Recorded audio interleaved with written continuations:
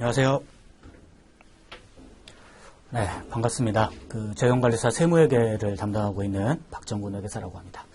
자, 오늘은 저희 정규이론 과정 첫 시간이니까요. 간단하게 이제 제 소개도 좀 드리고, 그 다음에 재경관리사 세무회계 과정 어떻게 이제 진행되는지 설명을 좀 드린 다음에 시작하도록 하겠습니다. 저는 이제 2004년에 회계사 시험은 합격을 했으니까 지금 촬영하는 시점 기준으로 보면 한 18년 정도 된 것 같네요. 벌써 이제 한 18년 정도가 됐고요. 3일회계법인이라는 회계법인하고, 그 다음에 삼정회계법인, 그리고 안진회계법인, 이렇게 다양한 회계법인에서 회계감사부서하고, 그 다음에 세무자문본부, 그 두 가지 부서에서 근무를 좀 해왔었고요. 우리 재경관리사 관련된 거로 경험을 보면 제가 3일에서 근무할 때, 3일회계법인에서 근무할 때 우리 재경관리사 세무회계 교재를 한 4년 정도 제가 직접 집필을 했었습니다. 그러다 보니까 뭐 다른 부분은 모르겠지만 시중에 있는 어떤 강사분보다 재경관리사 세무회계 부분에 있어서는 그 특징이 어떤 건지, 그 다음에 뭐 세법이 개정됐을 때 어떤 부분들을 주로 반영해야 되는지, 자, 그런 부분들은 시중에 있는 어느 강사분보다 제가 잘 알고 있다라고 말씀을 드릴 수 있을 것 같고요. 그래서 제가 드리는 강의들 이렇게 잘 따라오시면 충분히 시험에 합격하실 수 있을 거라고 말씀을 드리겠습니다. 저희 이페스 코리아의 재경관리사 과정을 보면 세무회계 과정이 세 가지가 있을 거예요. 여러분 보시면 지금 하고 있는 정규이론 강의가 있고요. 그 다음에 핵심 요약이라는 강의가 있을 거예요. 그리고 마지막에 문제풀이라는 과정이 또 있습니다. 이제 궁금해들 하세요. 도대체 뭐 정규이론은 뭐고 핵심 요약은 뭐고 그 다음에 문제풀이는 뭐냐라고 해서 그 강의의 특징에 대해서 먼저 좀 말씀을 드리고 가면, 일단 정규이론은 나는 세법을 안 들어봤어, 나는 세법이 뭔지 몰라 라는 분들을 위해서 처음부터 끝까지 이제 하나하나 조금 자세하게 설명을 드리는 과정이라고 보시는 게 정규이론 과정이라고 보시면 되고요.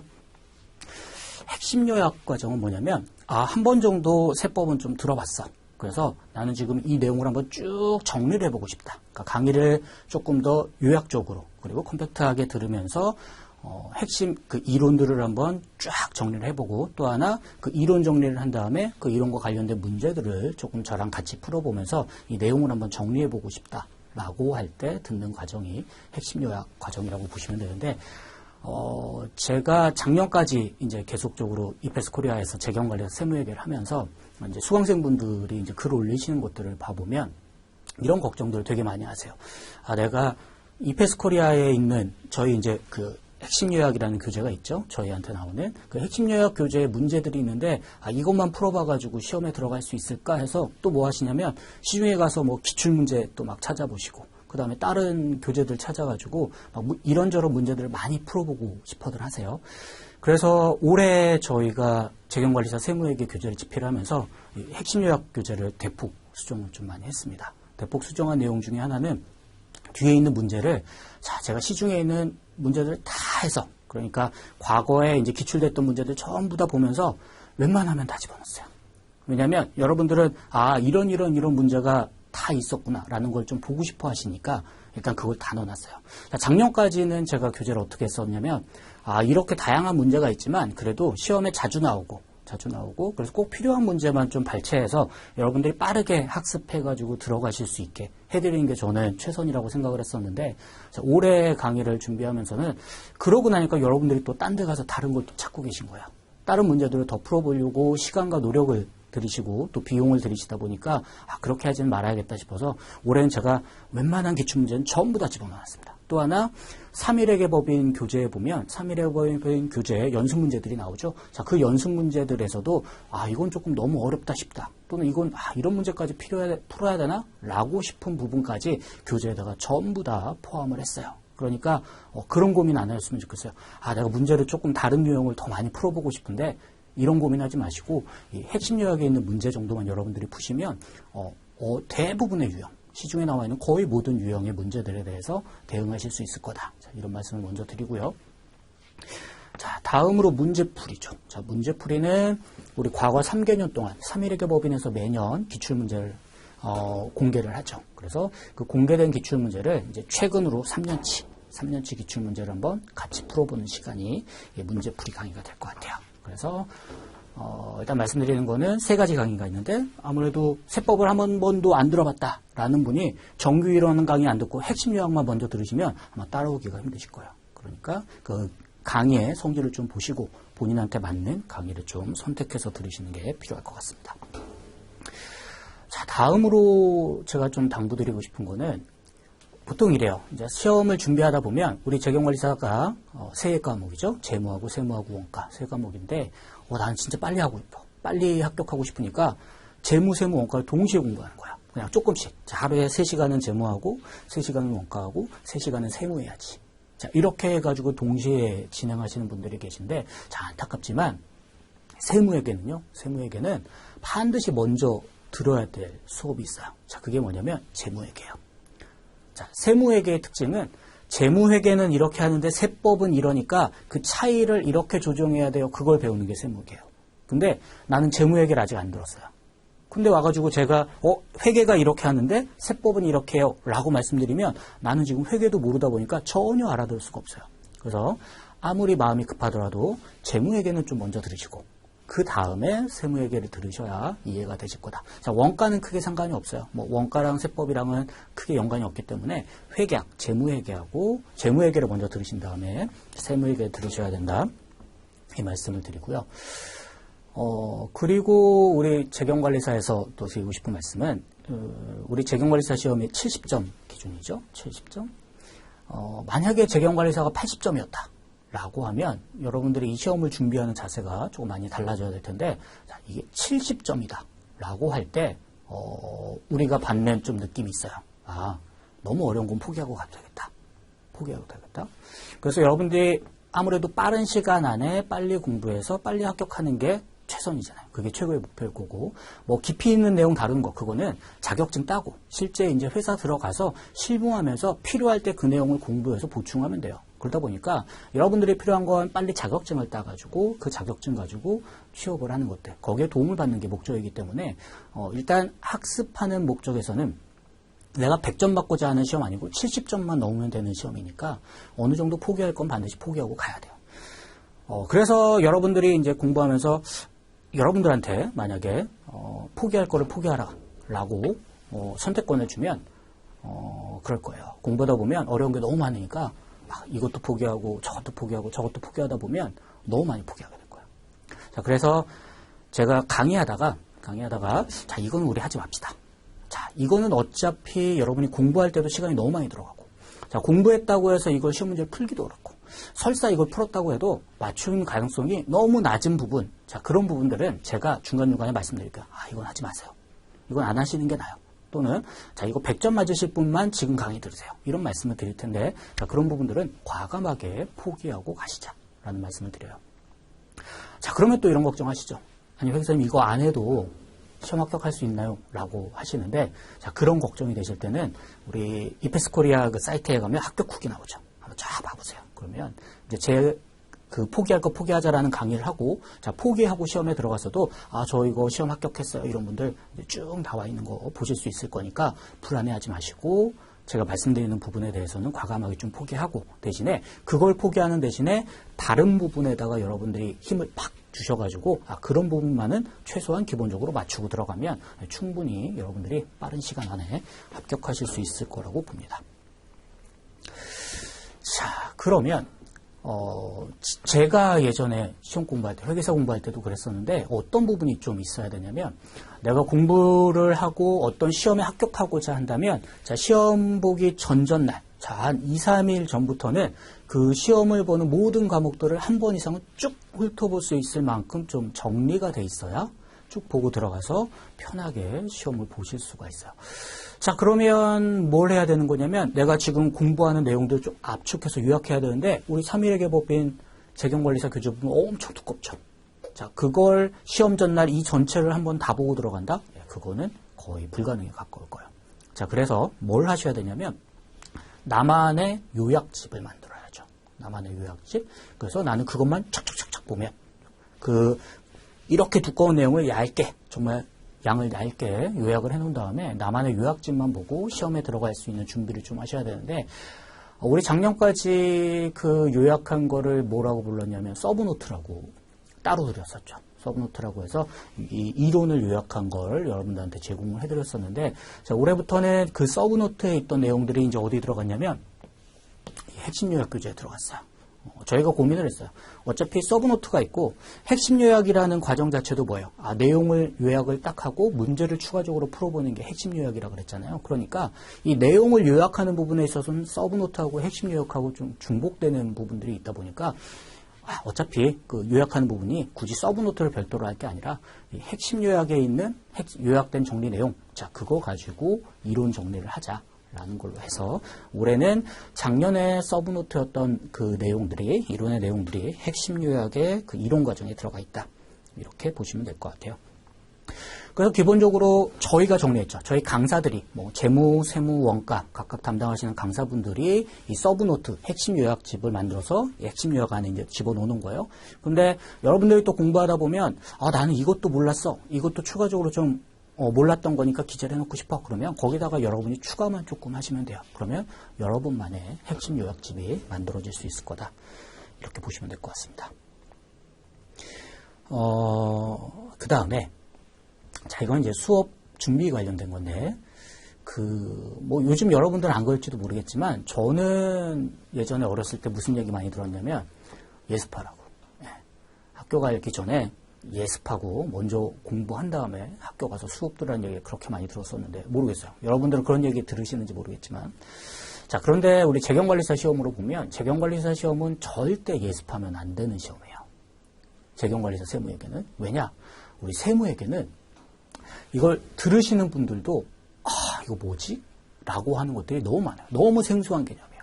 여러분들이 그 게시판 같은 데 올려놓는 글들을 봐보면 세무에게 너무 어려워요. 이거 무슨 말인지 모르겠어요. 이게 또 무슨 뜻인지 이해도 안 가요. 그러니까 너무 이렇게 복잡하고 어려워 보이는 거예요. 근데 그걸 여러분들 수업도 안 들은 상태에서 먼저 혼자 막 읽어요.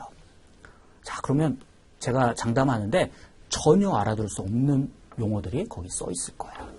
그래서 이해할 수가 없어요. 예습은. 그러니까 절대 먼저 읽어보겠다 그런 생각하지 마시고 제 강의 먼저 들으신 다음에 강의 들은 내용을 책으로 다시 한번 학습하는 형태로 가실 것을 권장을 드리고요.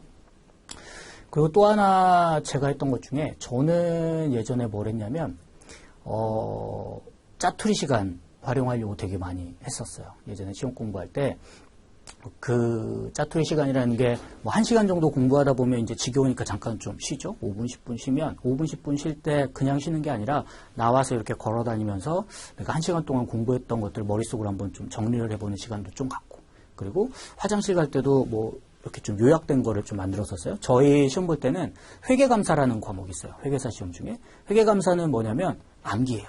자, 회계감사 기준 관련되면 어떤 규정이 있는데 그 규정에 들어가는 5가지를 언급하고 있다. 그 5가지는 무엇인가 쓰세요. 뭐 이런 게 회계감사 시험이었어요. 그러니까 무조건 외워야 되는 시험이 하나 있었어요. 그러면 그 외우는 거는 방법이 없죠. 그냥 머리가 너무 좋아서 난 한 번만 봐도 외워요. 그렇지만 모르겠지만 안 그런 사람들이 대부분이고, 자, 그런 사람들은 많이 보는 것밖에 없죠. 많이 보는 거.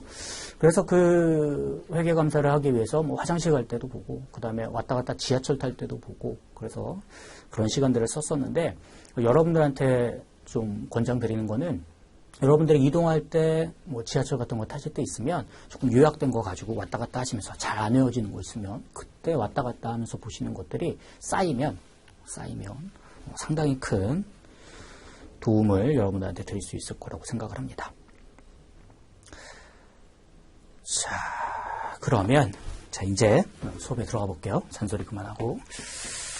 자, 저희 재경관리사 세무회계를 이제 시작하려고 하는데, 우리 세무회계 시험이 이제 어떤 것들이 나오느냐, 이런 것들이 나옵니다. 처음에 조세총론. 자, 조세총론이란 게 나오고요. 일단 먼저 쭉 써볼게요. 그 다음에 법인세, 그 다음에 소득세, 부가가치세가 나오죠.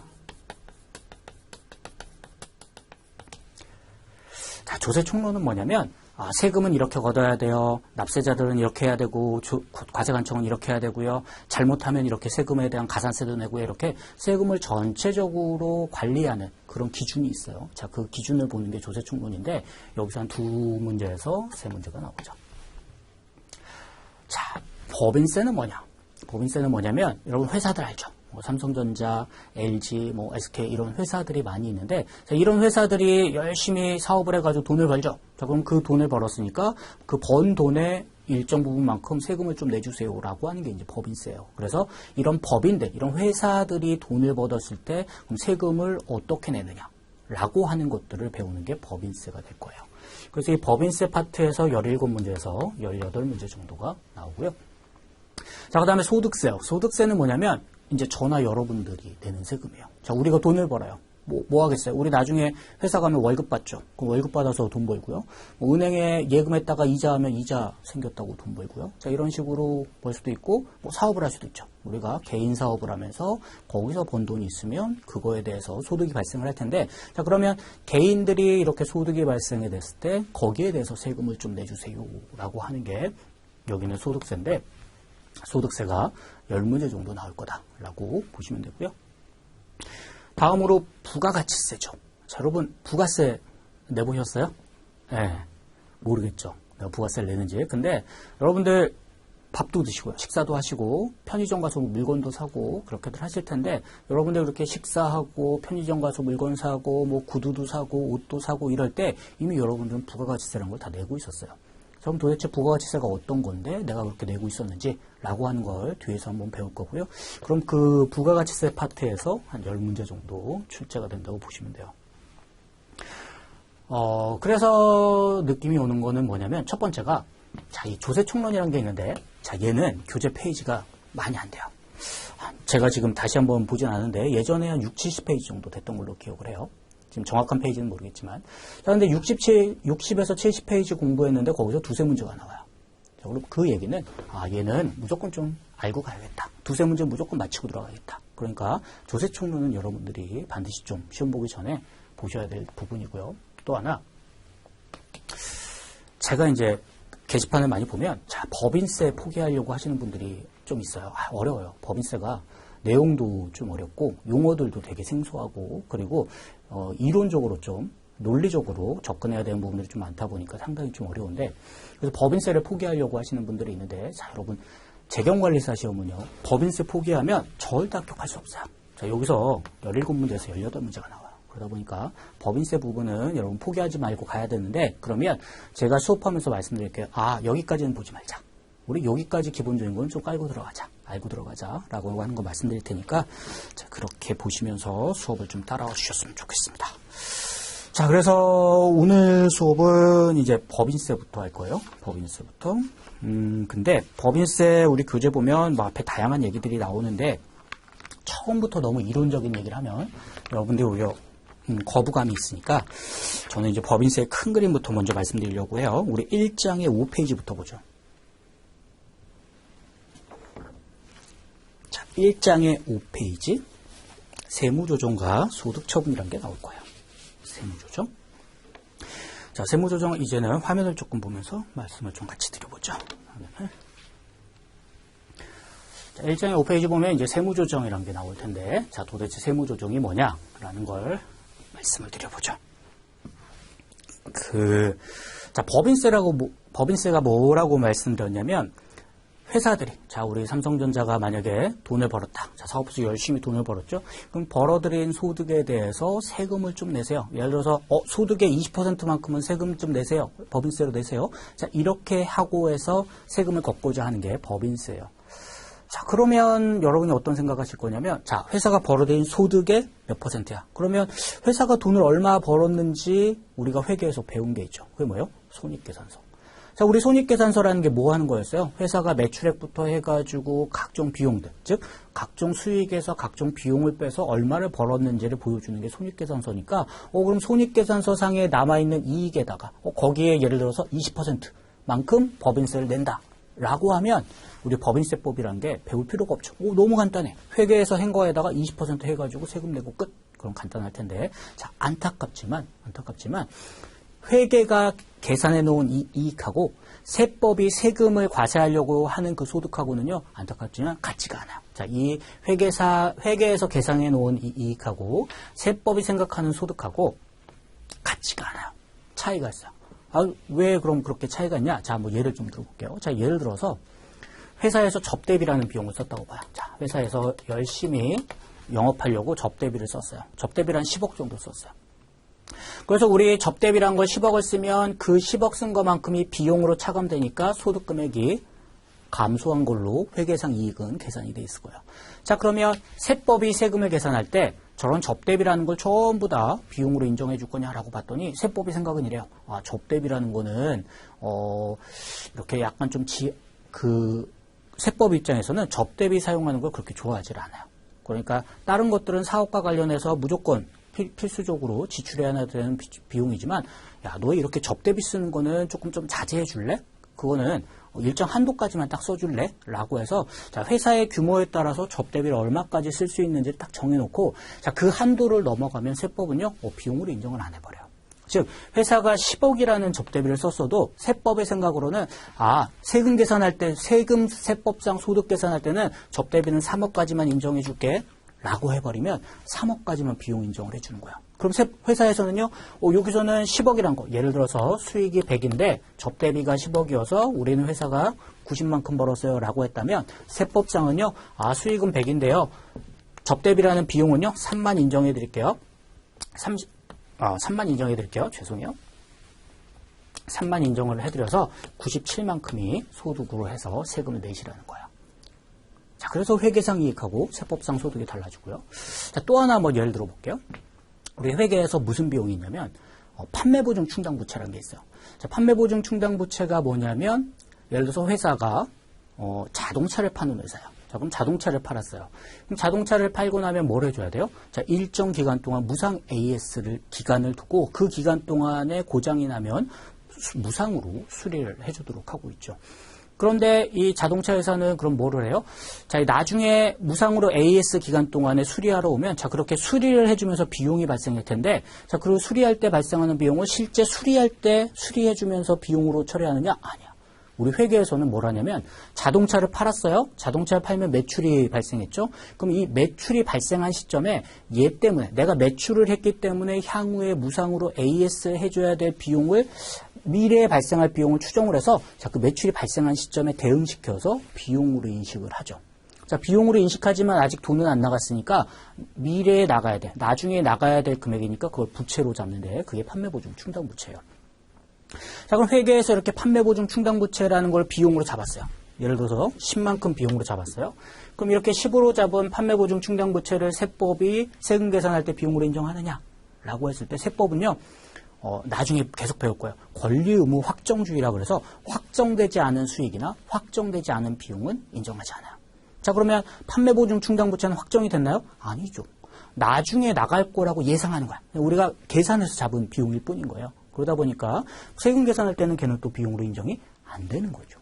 자, 이런 식으로 회계에서 수익 비용 잡는 거하고 세법상 세금 계산할 때 수익 비용 계산하는 게 차이가 날 수밖에 없어요. 그러니까 이런 차이 금액들을 조정해서 세금 과세하는 소득을 계산을 하고 그 세법상 소득에 대해서 법인세를 과세하겠다라는 게 이제 법인세의 가장 큰 그림이에요. 자, 그러면 이제 조금 더 들어가서 말씀을 드려보면 자, 우리 손익계산서, 회계에서 손익계산서에서 수익에서 비용을 빼서 이익이란 걸 계산을 해놨는데 자, 우리 세법에서는 이 수익 비용을 뭐라고 부르냐면 자, 수익을 세법은요, 입금이라고 불러요. 용어부터 싫죠. 입금이라고 부르고 자, 회계에서 우리가 비용으로 알고 있는 걸 세법은 뭐라고 부르냐면 손금이라고 불러요. 자, 수익은 입금, 비용은 손금. 그 다음에 우리 회계에서 이제 이익이라고 부르는데 세법은요, 그 소득금액을 이제 각 사업연도 소득금액이란 걸로 나중에 배울 거예요. 자, 뒤에 가서 이렇게 배울 거다. 어쨌든 용어부터 일단 다르다. 자, 수익은 입금, 비용은 손금이다. 자, 그런데 아까도 말씀드렸지만 회계에서 비용을 잡았다고 해서 그걸 전부 다 세법이 손금으로 인정해 주느냐? 아니었다는 거죠. 자, 그런 차이들을 조정을 해줘야 되죠. 자, 그래서 세금 계산할 때는 그런 차이들을 조정을 해주는데요. 그 차이 조정하는 게 손금산입, 손금부산입 있고, 자, 회계상 수익하고 세법상 입금이 같으면 좋지만 차이들이 있는데 그 차이들을 입금산입, 입금부산입으로 조정을 한다고 하는데, 그러면 입금산입, 입금부산입 도대체 이건 또 뭡니까? 자, 그게 뭔지 한번 봐보죠. 자, 그게 뭐냐? 이런 거예요. 자, 기간경과 이자 100이라고 했는데 무슨 얘기냐면 여러분 그 회계에서 이런 거 배웠죠? 우리가 12월 15일 날 이자를 100을 받았어요. 자, 근데 다음 달 1월 15일 날 또 이자를 100을 받을 거야. 근데 안타깝게도 12월 30일이라는 결산일이 왔어요. 자, 12월 31일 기준으로 우린 재무제표를 만들 거예요. 자, 그러면 12월 31일 날 재무제표 만들 때 우리 뭐예요? 자, 12월 16일부터 12월 31일까지 그 15일 동안 발생한 이자가 있죠. 15일 동안 이자가 얼마 발생했겠어요? 자, 한 달에 지금 100씩 이자를 받고 있으면 50이라는 이자가 발생을 했잖아요. 그럼 우리 회계에서는 뭐예요? 이 50이라는 거에 대해서 이자 수익을 잡죠. 자, 미수 수익 잡으면서, 아직 못 받았으니까 미수 수익 잡으면서 이자 수익이라는 수익을 잡잖아요. 자, 여기서 말하는 기간경과 이자라는 게 그거예요. 자, 회계에서 기간경과 이자 수익이란 걸 잡았대요. 근데 우리 세법은요, 나중에 배우겠지만 기간경과 해가지고 회사가 잡은 이런 수익 일단 인정을 안 해요. 뒤에 배울 거예요. 자, 그러면 회계에서는 수익을 잡았는데 세법에 봤을 땐 입금이 아닌 거죠. 이 상황이. 자, 그랬을 때 하는 세무조정이 뭐냐? 입금 불산입한다고 해요. 그러니까 장부에는 수익이 100이 잡혀 있는데 세금 계산할 때는 얘는 입금이 0이니까 그만큼 줄여야 되잖아요. 세법상 계산할 때는 이 수익을 줄여가지고 세금 계산하는 소득을 줄여줄 수가 있는 거잖아요. 그럴 때 세무조정을 해야죠. 수익을 덜어내야 되는데 그때 우리가 뭐라고 부르냐면 수익을 덜어낼 때 입금으로 불산입한다 그래요. 즉 산입한다는 건 뭔가 넣는 거죠. 추가하는 거죠. 근데 불산입하는 거니까 오히려 빼낸다는 거예요. 입금으로 불산입하겠습니다. 라고 해서 회계상 수익보다 세법상 소득이 작아지게 되겠죠. 입금 불산입이라는 세무조정을 하면. 자, 또 다른 예를 봐요. 외상 매출이 있었다고 볼게요. 자, 외상 매출을 하면, 자, 회사가 물건을 팔았어요. 근데 돈을 지금 받은 게 아니라 2달 있다 준대. 이런 게 외상 매출이죠. 자, 그러면 내가 물건을 팔고 돈을 2달 있다 받기로 했어요. 그럼 수익을 인식하나요, 안 하나요? 회계에서. 하죠. 수익 인식하죠, 당연히. 현금 받고 팔건, 외상 받고 팔건, 자, 물건을 인도한 시점에 수익 인식을 한다고요, 회계에서. 자, 근데 그렇게 외상으로 팔았다라고 회사가 장부에다가 수익을 안 잡았다는 거야. 아니, 회계사님 그거 잡지 않겠습니까? 아니, 회사가 잘못했다는 거야. 그러니까 잡아야 되는데 안 잡은 거죠. 수익을 안 잡았다는 거예요. 자, 그러면 세법의 생각은 어떠냐? 세법도요, 외상으로 팔건, 현금 받고 팔건, 자, 물건을 넘기는 시점에 수익 인식해야 돼요, 세법도. 자, 그럼 이때는 무슨 일이 발생하느냐? 장부에는 수익을 안 잡았어요. 외상으로 팔았다고 회사가 장부에다가 수익을 안 잡았대. 손익계산서에다가. 근데 세법이 생각할 때는 수익이 잡혀야 되는 거야. 자, 그럼 뭐 해야 돼요? 장부는 안 잡았는데 세금 계산할 때는 수익이 잡혀야 돼. 그러면 이 입금이 추가적으로 잡히면서 과세하는 소득을 좀 키워줘야 되죠. 그렇죠? 자, 그때 하는 조정이 뭐냐? 입금으로 산입한다라고 해요. 그러니까 이 표현을 왜 쓰는 거냐면 회계에서는 수익을 안 잡았는데 세금 계산할 때는 그 소득을 잡아가지고 그 소득에 대해서 세금을 과세하고 싶어요. 그러니까 수익을 늘려야 되잖아요. 그랬을 때 우리 나중에 서식에다가 이렇게 회계상 이익하고 세법상 소득이 차이 나는 것들을 이제 쭉 정리하거든요. 정리하는데 그 정리할 때 그 정리하는 거 앞에다가 얘는 이 추가적으로 회계보다 세법상 소득을 늘려주는 조정인지 회계보다 세법상 소득을 작게 만드는 조정인지를 앞에다가 이런 세무조정 항목을 써가지고 구분을 좀 해주게 돼요. 뒤에 가서 보시면 또는 이걸 수업을 한번 듣고 다시 한번 들으실 때 훨씬 더 여기가 이해가 잘 되실 텐데 그런 입금으로 추가적으로 산입한다. 즉 세법상 소득을 늘려주는 조정이에요. 조정을 할 거예요. 라는 걸 표현하기 위해서 이런 단어를 쓴다는 거예요. 자, 그 다음에 또 이런 예를 들어봐요. 비용에서 한번 보죠. 비용에서. 자, 회계에서는 접대비 100을 잡았대요. 접대비를 지출한 다음에 그걸 100을 잡았대요. 근데 세법에 봤을 때 야, 그거는 세법상으로는 접대비 인정 못 받는 접대비야. 이런 것들도 있어요. 뒤에 가서 한번 보실 거예요. 그러니까 회계에는 잡아놨는데 세법은 비용이 아니야. 그러니까 비용이 아니니까 세법상 소득이 이제 늘어나야 되죠. 그렇죠? 회사에서는 비용을 잡아놨는데 세금 계산할 때는 비용을 못 빼. 그러니까 소득이 아무래도 늘어날 수밖에 없을 거예요. 세법상 소득이. 자, 이럴 때 세무조정하면 우리가 뭐 한다 그러냐? 송금으로 어떻게 써요? 자, 송금으로 인정을 안 한 거죠. 그러니까 송금으로 불산입할게요. 이 접대비는 송금 불산입할게요. 라고 표현한다는 거예요. 그게 송금 불산입니다. 자, 그 다음에 마지막으로 자, 회사가 운반비를 지출했어. 뭐 물건 운반하면서 운반비를 지출할 수 있죠. 그러면 운반을 했어요. 그러면 돈을 줘야 되는데 돈을 아직 안 줬네? 그랬더니 회계 담당자가 돈을 안 줬다 보니까 비용을 안 잡아놓은 거예요, 회계상. 근데 세법은요, 운반이라는 행위를 했으면 그때 무조건 세법도 송금으로 인정을 해줘요. 자, 세법은 송금이라고 생각을 하고 있는데 회계가 비용을 안 잡았어. 그럼 뭐 해야 돼요? 세금 계산할 때. 자, 세금 계산하기 위한 소득을 계산할 때는, 자, 장부에는 비용을 안 잡았는데, 세법상으로, 야, 이거 손금 먹을 수 있어. 그러니까, 손금이란 걸 태워서 과세소득을 줄일 수가 있겠죠? 자, 그럴 때 세무조정하는 걸 우리가 뭐라고 부르냐? 손금으로 산입할게요. 라고 표현을 해요. 네, 생소하고, 낯설고, 싫을 거야. 뭐, 입금, 송금도 싫은데, 막 입금 산입, 입금 불산입, 송금 산입, 송금 불산입, 이게 너무 싫으실 텐데, 먼저 말씀을 드리지만 세법은요. 1회독할 때 내가 다 이해해야지 이런 거는 불가능해요. 왜냐면 너무 생소한 용어도 많고 생소한 용어가 많다 보니까 거부감이 많이 드실 거예요. 그래서 내가 이걸 공부하는 방법이긴 한데 저는 예전에 어떻게 공부했냐면 내가 이거 한 번에 다 이해해야지 저는 안 그랬어요. 일단 전체를 한번 처음부터 끝까지 쭉 들었어요. 내가 이해가 되든 안 돼도 그냥 쭉 가요. 그러고 나서 한 번 다시 들을 때가 있어요. 그렇죠? 한 번 듣고 시험 보진 않을 거잖아요. 한 번 다 듣고 다시 한 번 듣는 게 좀 필요해요. 그러면 두 번째 들을 때 앞에서부터 들을 때는 이해되는 정도가요. 그 차이를 여러분들이 한번 경험해 보시면 이렇게 차이가 나는구나 싶어요. 그러니까 처음에는 이해가 안 된 상태에서 듣다 보니까 놓쳤던 부분들이 되게 많은데 그걸 다시 한번 처음부터 끝까지 듣다 보면 그것들이 이제 다 저한테 이제 쭉쭉쭉쭉 빨려 들어오는 느낌을 받으실 수가 있을 거예요. 그래서 여기 지금 너무 어렵죠. 너무 어렵지만 한 번 다 듣고 나서 제가 다시 한번 권장드리지만 한 번 쭉 듣고 나서 두 번째 들으실 때는 이렇구나라는 게 이제 확 오실 거니까 저는 이걸 빠르게 한 1.8배속 그런 걸로 쭉 한번 처음에 들으시고요. 그 다음에 다시 한번 듣는 형태로 해서 하시고 처음에 내가 뭔가를 봤는데 모르겠어. 그러니까 그 이해될 때까지 그냥 막 공부하고 가려고 하는 스타일도 있어요. 분명히 저 예전에 공부할 때 그런 분들 계셨어요. 근데 그렇게 하면 수험 기간이 길어져요. 그러니까 쭉 보고 쭉 보고. 자, 이거는 비단 세법, 세무회계뿐만 아니라 여러분 재무회계를 하시던 원가를 하시던 항상 공부는 그렇게 쭉쭉 가면서 하셔야 빠른 시간 안에 합격하실 수 있을 거예요. 제가 계속 딴 얘기를 하는데 그래서 아무튼 이게 뭐냐면 이게 그거예요. 법인세라는 게 회사가 벌어들인 소득에 대해서 야 세금 좀 내 라고 하는 건데 그럼 그 소득을 어떻게 구할 거냐? 우리 기업회계에서 손익계산서에 계산한 이익이 있으니까 우리 수익에서 비용 빼서 계산해놓은 이익이 있으니까 이익의 10% 뭐 이익의 20% 세금 내세요 라고 하면 정말 편한데 그렇게 못하겠다는 거죠. 왜요? 회사가 계산한 수익하고 세법이 생각하는 입금하고 그 금액이 차이가 있죠. 차이가 있으니까 조정을 해야 되고 회사가 계산한 비용하고 세법이 생각하는 손금하고 금액의 차이가 발생하다 보니까 그 차이도 조정을 해야 돼요.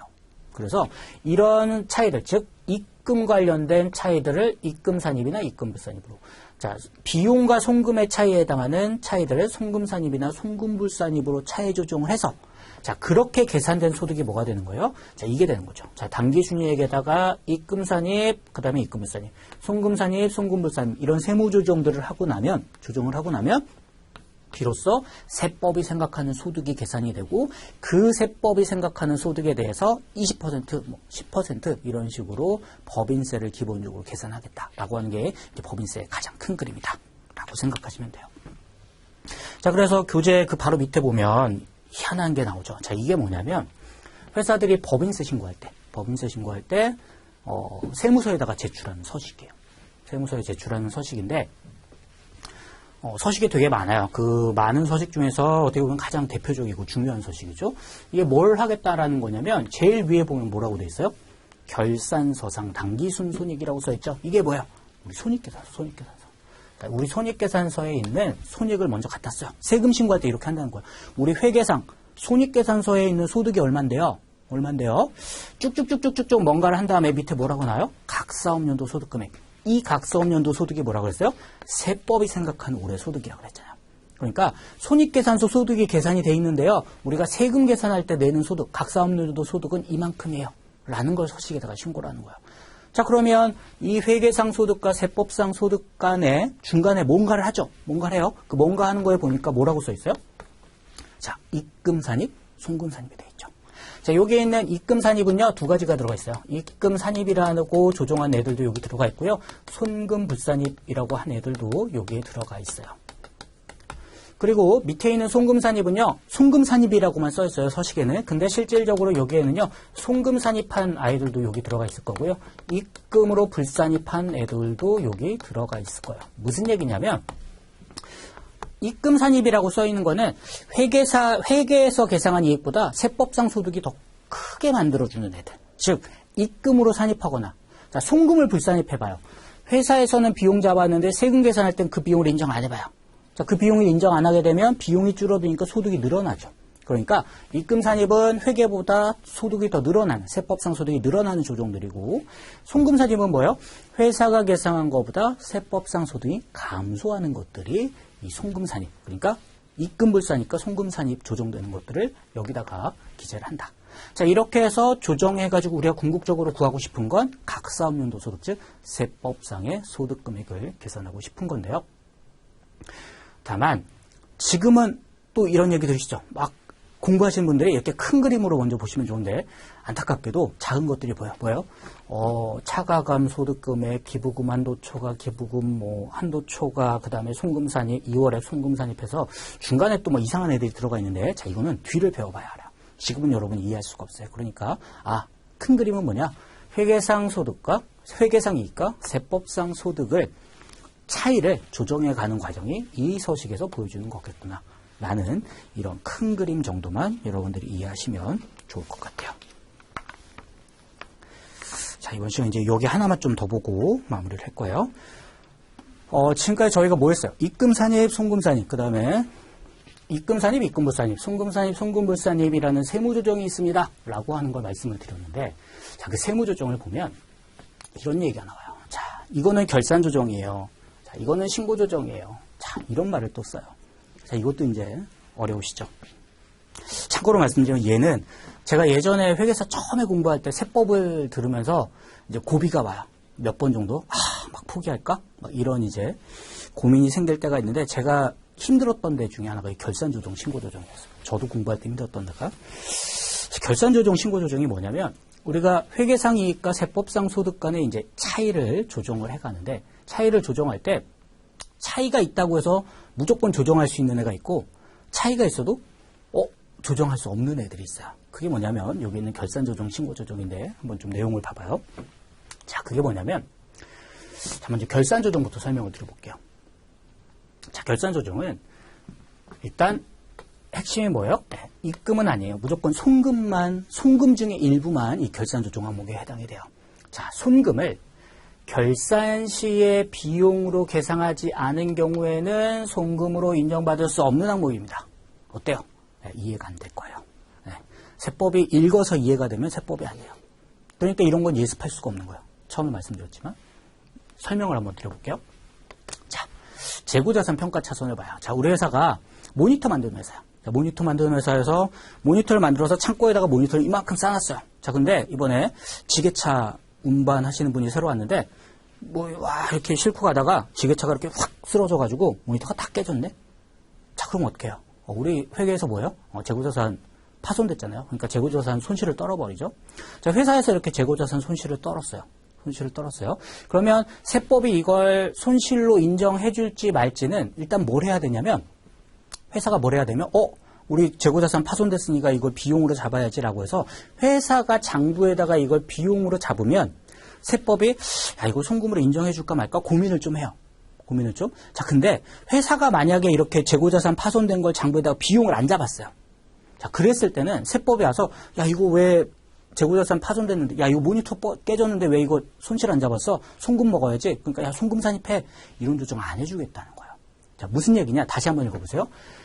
결산시. 자, 결산이 뭐예요? 회사가 재무상태표 손익계산서 만드는 거예요. 붕대 쳐서. 자, 그렇게 장부를 만들 때, 회계적으로 손익계산서를 만들 때 비용으로 계상하지 않으면, 그러니까 회계에다가 비용을 잡지 않으면 설사 그게 세법상 송금이라고 하더라도 송금으로 인정받을 수 없는 애들이 결산조정 항목이에요. 즉, 장부에다가 비용을 잡으면 세법상 송금을 먹지 말지 고민하겠지만, 만약에 장부에도 안 잡았다. 그러면 아예 세법은 인정 여부를 고민도 안 하겠다는 거예요.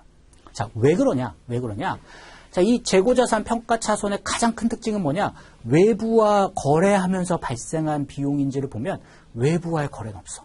그냥 회사 내부적으로 물건 옮기다가 회사 팡 해가지고 깨진 거예요. 파손된 거예요. 그러니까 세법 입장에서는 장부에다가 그걸 우리 이런 비용 발생했어요 라고 잡지 않으면 세법이 알 수가 없어요. 회사 내부적으로 발생한 거니까. 외부와 어떤 거래가 있는 게 아니잖아요. 그래서 세법의 생각은요. 야, 이런 애들은 뭐냐면 너희가 장부에다 잡아. 그러면 송금으로 인정할지 말지 고민은 좀 해줄게. 자, 무조건 인정되는 것도 아니에요. 판단을 해봐요. 근데 장부의 비용을 안 잡았어. 근데 세법에 와가지고 세법이 보니까 LCD 모니터가 깨졌으니까 이건 송금 먹을 수 있을 것 같아요. 근데 회사가 장부에다 비용을 안 잡았네? 그래가지고 와서 야, 이거 왜 안 잡았어? 먹어야지. 라고 해서 송금 산입을 해줄 거냐? 안 해준다는 거예요. 그러니까 장부에 무조건 잡았을 때만 세법이 송금 인정 여부를 판단하겠다라는 게 결산 조정이에요. 또 한 번 봐요. 감가상각비? 감가상각비가 뭐예요? 우리가 자산을 샀어. 자산을 샀어요. 그러면 자산을 산다는 건 돈은 나갔어요. 예를 들어서 뭐 회사가 기계를 샀어요. 기계 사면서 돈은 나갔어. 그러니까 돈을 주면서 바로 비용 아니잖아. 우리 회계에서는 이 기계를 왜 사요? 기계를 사면 기계를 돌려서 물건을 만들고 물건을 만들면 팔아서 수익이 나. 그러니까 이 기계 때문에 나는 계속 수익이 발생할 거야. 그러니까 이 기계를 사는데 들어간 비용도 샀을 때 전부 다 비용이 아니라 매출이 발생하는 기간 동안 대응시켜서 조금씩 나눠서 비용 처리하겠다는 게 감가상각의 개념이죠. 그러면 감가상각비도 뭐예요? 내가 회사 외부적으로 누군가 거래가 있어가지고 발생한 비용이 감가상각비냐? 아니야. 외부와의 거래는 살 때 이미 있었어. 근데 감가상각비는 그걸 내가 몇 년 동안 나눠서 회계적으로만 비용 처리하는 거예요. 즉 회사 내부적으로 비용 태운 거에 불과해요.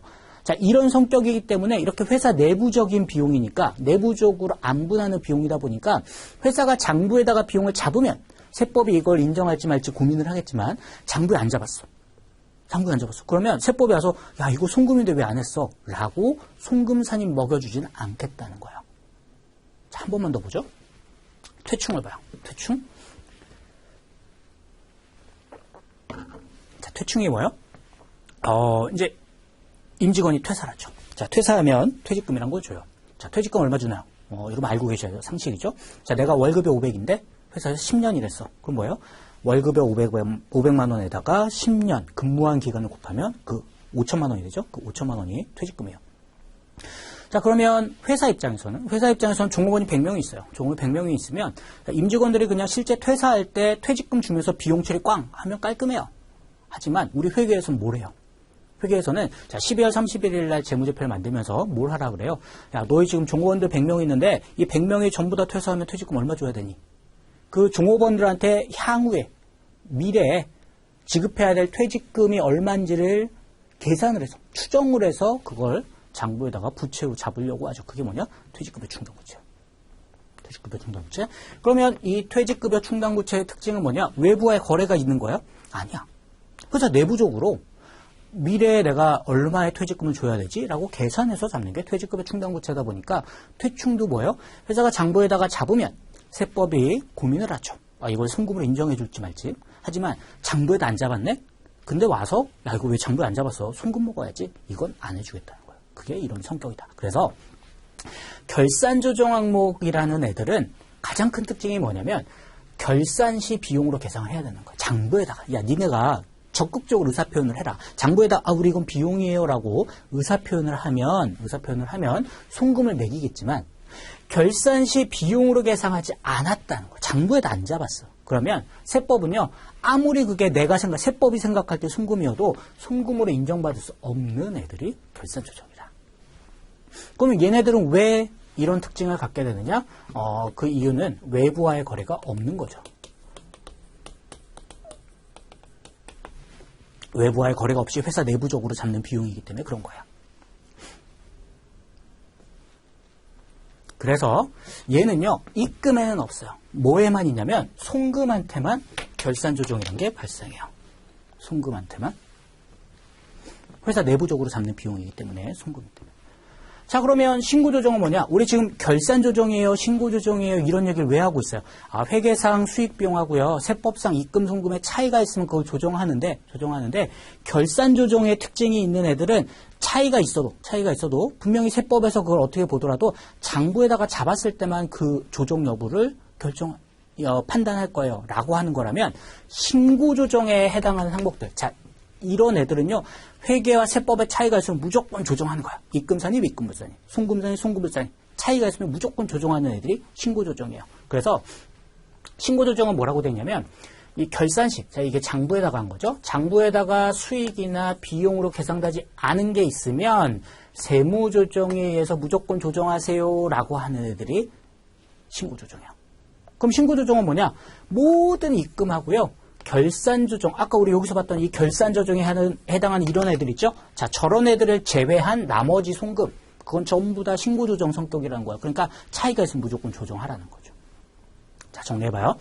그럼 결론적으로 뭐예요? 결론적으로 회계하고 세법의 차이가 있으면 무조건 기본적으로 조정하는 거예요. 하지만 단 조정할 때 장부의 계상 여부에 따라 조정할지 여부가 결정되는 애들이 예외적으로 몇 개가 있는 거예요. 걔가 뭐냐면 결산조정이라는 거죠. 그러니까 회계와 세법의 차이가 있으면 기본적으로 무조건 조정하는 거예요. 근데 결산조정인가? 라는 건 한번 고민을 해봐야죠. 만약에 얘가 결산조정에 해당하는 애면 차이가 있다고 무조건 조정하는 게 아니라 장부에다가 잡았는지 여부를 판단해 본 다음에 그거에 따라서 조정 여부를 결정을 하겠다는 거죠. 자, 여기 뒤에 보면 소멸시효 완성, 고유목적 사업준비금 이건 핵심 요약 정도 가서 여러분들이 보게 될 거예요. 지금부터 보시면 너무 어려워져요. 자, 다음으로 또 암호 같은 얘기가 하나 나오는데 뭐냐면 이 밑에를 읽어봐요. 우리 이제 여기를 볼 거예요. 자, 결산 조정을 보니까 당해 사업연도의 비용으로 계상하지 않은 금액은 회사가 예를 들어서 재고자산 평가 손실이 났어요. 아까 LCD가 있는데 당해 사업연도의 비용으로 계상하지 않았대. 자, 올해 장부에 비용 안 했어. 그럼 뭐예요? 세법상으로도 인정 못 받았죠. 장부에 잡을 때만 인정하는 거니까 장부에 안 잡았어. 그럼 올해는 못 받았어. 그럼 이제 나는 어떻게 해야 되냐? 그 비용을 어떻게 인정받을 거냐? 그 이후 사업연도의 결산상 비용으로 계산하면 송금 인정한다. 무슨 얘기냐? 자, 올해 비용 안 잡았죠? 그럼 나 이 비용 분명히 발생했어. 그럼 어떻게 세법상 인정받느냐? 올해 안 했죠? 그러면 그 내년에 가서 그때 결산상 장부에다가 비용 잡으면 그때 인정해 줄게. 그러니까 결산조정은요, 회사가 장부에 비용으로 잡았을 때 그냥 송금 인정되는 거야. 올해 안 잡았죠? 올해 못 먹어. 그럼 그 다음 연도가 했어. 근데 작년에 이거 파손됐었네. 그래서 장부에다가 비용 잡죠? 그럼 그냥 그 다음 연도에라도 세법상 송금으로 인정이 가능해지는 거예요. 하지만 신고조정은 아까 뭐라 그랬어요? 회계상 수익이나 비용으로 안 잡은 애들이 있으면 세법상 할 때 입금산입, 입금불산입, 송금산입, 송금불산입 무조건 해! 라고 하는 게 신고조정이라고 그랬죠. 그러다 보니까 얘는요. 보세요. 당해사업연도의 송금을 결산상 비용으로 계상하지 않았고요. 결산상 안 잡았대. 그러면서 세무조정에서도 송금 산입을 안 했대. 그럼 뭐 한다는 거예요? 이후 사업연도 송금으로 인정이 안 된다는 거예요. 이해가 안 될 거예요. 무슨 얘기인지. 자, 올해 비용도 안 잡았어. 그런데 그러면 뭐 해야 돼요? 이 신고조정이란 건 세법상 인정되는 거라고 하면 세무조정을 했어야 되죠. 자, 장부에다가 비용을 안 잡았어도 세법에 왔더니 송금이야. 그럼 당연히 이제 세무조정을 했어야 되는데 그 세무조정도 안 했다는 거야. 자, 장부에도 안 잡고 세무조정도 안 했어요. 자, 그러면 회사 입장에서 보면 어떤 일이 발생했냐면 분명히 비용이 지출했어요. 비용이 발생을 했어요. 근데 장부에도 안 잡고 세무조정도 안 하다 보니까 비용 인정을 못 받은 거야. 그러면 비용 인정을 못 받으니까 소득이 늘어나고 세금을 더 많이 냈죠. 자, 그러면 이 세금 많이 낸 걸 내가 어떻게 구제받을 거냐라고 하는 거예요. 그러면 이거에 대해서 그 다음 연도에 가서, 자, 올해 이제 그걸 못했어. 그러니까 다음 연도가 돼서, 나 작년에 비용이 있었는데, 장부에도 안 잡고, 세무조정하면서도 송금 산입을 안 해가지고 작년에 비용 인정 못 받았어요. 그러니까 올해 비용할게요. 라고 장부에다가 비용을 회사가 떡 잡았어요. 자, 그럼 세법이 이걸 그때 가서, 그 다음 연도에 인정해 줄 거냐? 자, 얘도 안 해줘요. 신고조정상은 얘도 안 해줘. 자, 작년에도 못 받았어. 올해도 인정 안 해줘. 그럼 영원히 인정 못 받느냐? 그게 아니고 얘는 뭘 해야 되냐면, 자, X1년이었다고 봐요, 올해가. 그 다음에 X2년도. 자, 올해 장부상에다. 자, 앞으로 제가 장부는 B라고 쓸 거예요. 자, 이게 장부니까 B이죠. 장부에다가 비용도 안 잡았고요. 텍스라고 볼게요. T가 텍스예요. 자, 세무조정도 안 했어요. 그러니까 올해 인정을 못 받았죠. 근데 X2년도에 가서 회사가 장부에다가 비용을 다시 잡았어요. 그럼 이때 가가지고 이 비용을 인정하느냐? 세법은 이때도 인정 안 해요.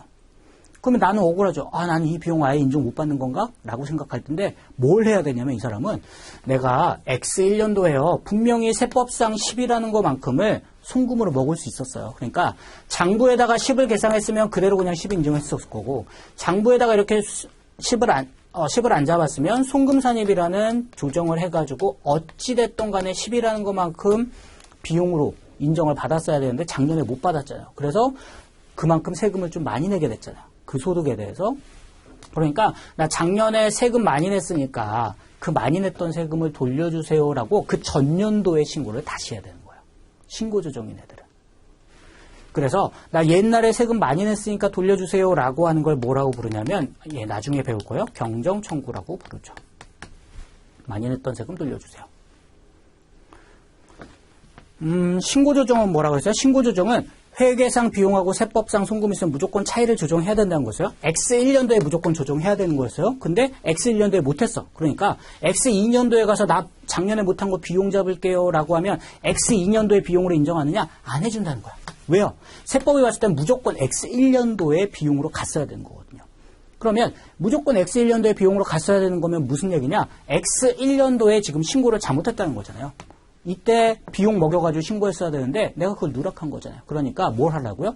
X2년도에 와가지고 나 작년에 세금 신고 잘못했으니까 세금 좀 많이 냈으니까 그거 좀 돌려주시겠어요? 라고 작년 걸 청구해야 되는 게 이게 신고조정이에요. 결산조정과의 차이는요. 결산조정은 올해 장부에 안 잡았으면 뭐라고 그랬어요? 내년에 가서 나 작년에 못 잡았으니까 지금 잡을게요 라고 장부에다가 잡으면 그때 가서 세법이 인정을 해줘버려요. 하지만 신고조정인 애들은요. 내가 작년에 못 잡았어요. 세무조정도 안 했어요.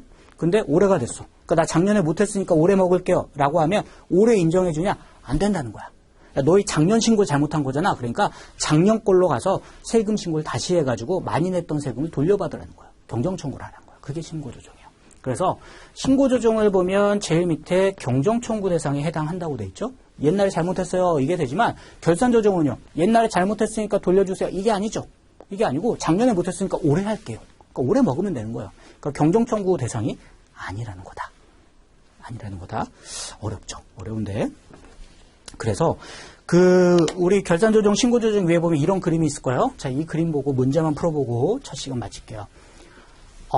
이 그림이 이제 이해가 되시면 여러분이 결산조정하고 신고조정을 이해하시는 게 될 것 같은데, 자, 결산조정이란 I는 뭐냐면 어떤 거래가 발생했을 때 그걸, 재무제표가 이거 참 못하네요. 재무제표가. 네. 교재는 제대로 들어가 있네요. 재무제표가 있는데 이걸 재무제표에다가 반영시키는 거, 기장한다 그런 거죠. 장부에다가. 자, 그렇게 반영을 무조건 해야 되는 애들이 뭐냐면 이제 결산조정을 해야 되는 애들이고, 신고조정은 뭐냐면요. 신고조정은 장부에다가 이렇게 반영을 하던 또는 장부에 반영이 안 됐으면 입금산입, 송금산입 이런 세무조정을 하던 무조건 그게 발생한 시점에 먹이고자 하는 게 신고조정에 해당하는 애들이다. 라고 해서 그 밑에 정의가 나와 있을 거예요. 자, 그럼 우리 7페이지에 예제를 한번 좀 봐보죠. 먼저 이 핵심 요약집 중간중간에, 이론 중간에 나와 있는 예제라는 거는 어떤 예제 개념을 뭘로 보시면 되냐면 그 주제에 있어서 시험에 가장 많이 나왔던 애들을 예제에다 제가 넣어놨어요. 그러니까 시험에 가장 빈출되는 애들을 넣어놨다. 그래서 여러분들이 만약에 시험장 들어가기 전에 나 도저히 공부할 시간이 없네 그러면 핵심 요약집에 있는 이 예제들만 축축축축 한번 넘기고 보고 가시는 것도 도움이 되실 거라고 생각이 돼요. 자, 예제 이번에 보면 이렇게 나와요. 다음 중 결산조정하고 신고조정에 대한 설명을 옳지 않은 것. 자, 이렇게 옳은 것, 옳지 않은 것 할 때 여러분들이 반드시 시험 문제 푸실 때 스킬을 하나 하셔야 되는 건 읽으면서 바로바로 끝에다가 동그라미 X를 표시해야 돼요. 내가 머릿속으로 기억했다가 1번 맞고 2번 맞고 3번 틀리고 해서 다시 또 보면 1번이 맞았었나? 이런 생각이 또 들거든요. 그러니까 반드시 거기에다 마킹을 해놓으셔야 돼요. 마킹을. 자, 1번. 결산조정은 반드시 장부에 기장 처리해야만 세무회계상 송금으로 인정받을 수 있는 항목이죠. 이게 맞는 설명이죠. 2번. 신고조정은요. 결산상 비용으로 계상되지 않은 경우에도 세무조정에 의해서 송금산입이 되죠. 신고조정이 뭐라고 그랬어요? 장부에다가 일단 잡으면 그대로 인정할게. 근데 만약에 장부에다 안 잡았어? 그러면 야 이건 먹어야 되니까 송금 먹어야지 라고 세무조정을 할 수 있다는 거예요. 2번 맞죠? 자, 3번은 결산조정사항은 경정청구에서 제외가 됩니까? 그쵸. 결산조정은 작년에 안 했으면 올해 하는 거예요. 작년에 잘못했으니까 돌려주세요. 안 된다 그랬죠. 자, 4번은 신고조정사항은 당해 사업연도의 비용으로 계상하지 않은 금액은 그 이후 사업연도의 결산상 비용으로 계상하지 않으면 송금으로 인정된다. 뭔가 문장이 길면서 좀 어색하죠. 결산조정에 대한 설명이에요. 결산조정. 신고조정사항은 잘못된 게 있으면 그 해에 무조건 해야 되죠. 그 해. 그러니까 4번이 틀렸고요. 자, 예제 3번 같은 형태의 문제도 많이 나와요. 자, 결산조정하고 신고조정인데 성격이 다른 것을 고르라고 했죠. 그러면서 1번부터 4번이 있는데, 자, 1번은 안 배웠고요. 2번부터 보죠. 재고자산을 감액했대요. 자, 재고자산 감액이 외부와의 거래가 있나요? 없죠. 회사 내부적인 거죠. 결산조정이고. 3번에 퇴직급여 충당금, 회사 내부적으로 쌓는 거라 그랬죠. 4번에 대손충당금, 뭐예요? 외부와의 거래가 있는 게 아니라 회사가 내부적으로 이거 얼마 못 받을 것 같은데? 라고 해서 잡는 거죠. 그러니까 2, 3, 4는 결산조정이고요. 1번은 신고조정사항이라서 1번이 틀린 지문이 돼요. 그래서 법인세 앞쪽에서 시험 문제로 보면 이 결산조정하고 신고조정이 너무 자주 나와. 너무 자주 나오니까 이건 반드시 여러분들이 학습해서 확실하게 이해하고 넘어가실 것을 권장을 드리겠습니다. 자, 1교시는 여기까지 해서 마무리하겠습니다.